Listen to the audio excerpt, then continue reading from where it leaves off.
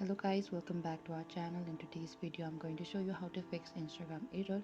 To fix Instagram errors you can try the following steps. First, you need to restart the Instagram app. What you have to do is open Instagram and simply close it out, and this can also help resolve minor software glitches that may be causing the error. You can also check for updates.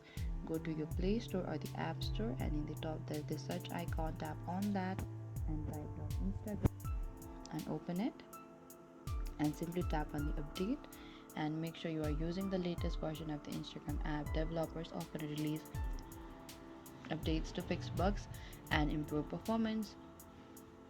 What you have to do is simply go to your device's App Store or the Google Play Store with Android, and the App Store for the iOS, and check for any available updates for the Instagram. And also check your internet connection. Poor internet connection can cause errors in Instagram. Make sure you have a stable internet connection either through Wi-Fi or the mobile data. You could also reinstall the app.